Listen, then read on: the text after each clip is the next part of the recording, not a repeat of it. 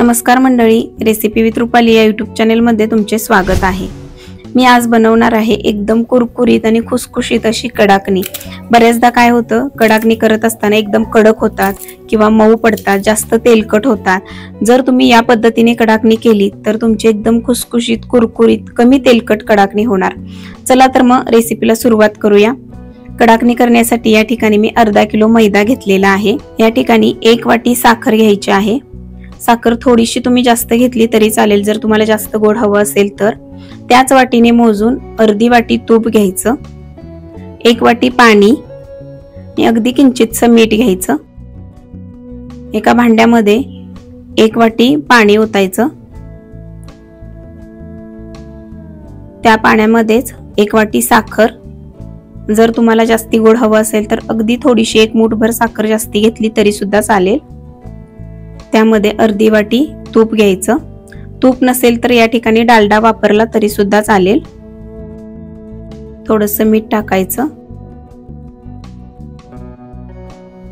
हे सर्व आता मिक्स करून घ्यायचं आहे। हे फक्त आपल्याला विरघळून घ्यायचं आहे। तूप आणि साखर विरघळली पाहिजे एवढ्या प्रमाणात गरम करायचं आहे। साखर सुद्धा पूर्ण विरघळलेली आहे। जास्ती पण उकळी येऊ द्यायची नाही, नाहीतर याचा पाक तयार होईल। पाक तयार करायचा नाही आपल्याला, फक्त हे पाणी गरम करून घ्यायचं आहे। हे मिश्रण थोडंसं कोमट होऊ द्यायचं। त्यानंतर एका प्लेट मध्ये मी मैदा घेतलेला आहे।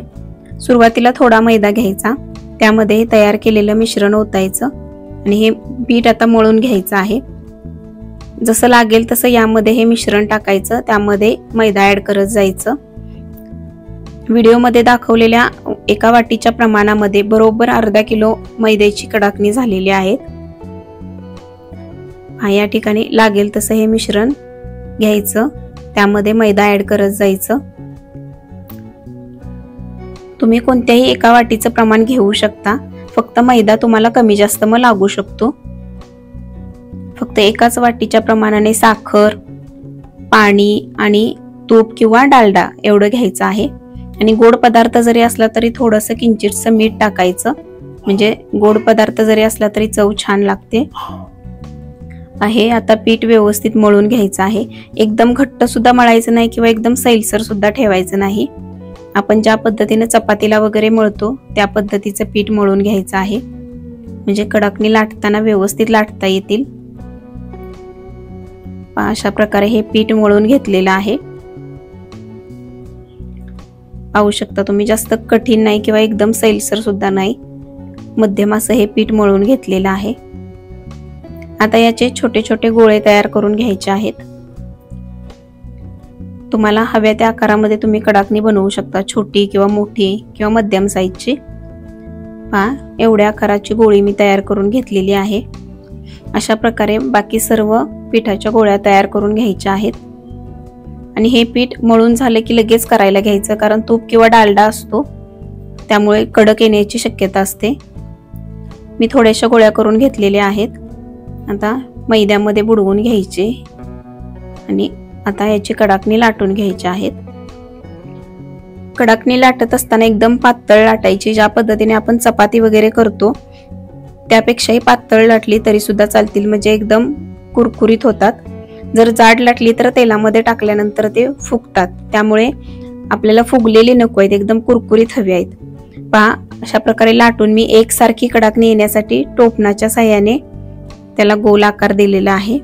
तुम्ही जर त्यापेक्षा छोटी लाटली तरी सुद्धा चालतील। एकसारखी छान दिसतात। अशा प्रकारे उरलेली कडाकणी सुद्धा मी लाटून घेतलेली आहेत। फक्त एवढीच काळजी घ्यायची की लाटत असताना एकदम पातळ लाटायची। अशा प्रकारे मी डब्याचं टोपण घेतलेलं आहे त्याला गोल आकार देण्यासाठी। अशा प्रकारे सर्व कडाकणी मी लाटून घेतलेली आहेत। तुम्हाला यापेक्षा छोटी जर बनवायची असतील बनवली तरी सुद्धा चालेल। आता तळून घ्यायची। कडाकणी तळण्यासाठी गॅसवरती कढई गरम करण्यासाठी ठेवायची, त्यामध्ये तेल टाकायचं। तेल छान गरम होऊ द्यायचं। या पद्धतीने नक्की एकदा कडाकणी करून पहा, एकदम कमी तेल लागतं हे कडाकणी करण्यासाठी। तेल गरम झालं की एक एक कडाकणी यामध्ये सोडायची आणि तळून घ्यायची आहेत। अलटी पलटी करून छान तळून घ्यायची। थोडासा तांबूस सोनेरी रंग आला की पटकन काढून घ्यायची, कारण तेलातून जरी बाहेर काढलं तरी जास्त गरम असतं, त्याची तळण्याची प्रोसेस चालूच असते, त्यामुळे नंतर जास्तीच एकदम तांबूस दिसतात. त्यामुळे थोडासा तांबूस सोनेरी रंग दिसायला लागला की कडाकणी बाहेर काढायची. अशा प्रकारे सर्व राहिलेली कडाकणी तळून घ्यायची आहेत. कडाकणी जास्त फुगत नाहीत, एकदम पातळ लाटल्यामुळे कुरकुरीत होतात. जर जास्ती जाड लाटली आपण तर फुगतात, त्यामुळे कुरकुरीत होत नाहीत.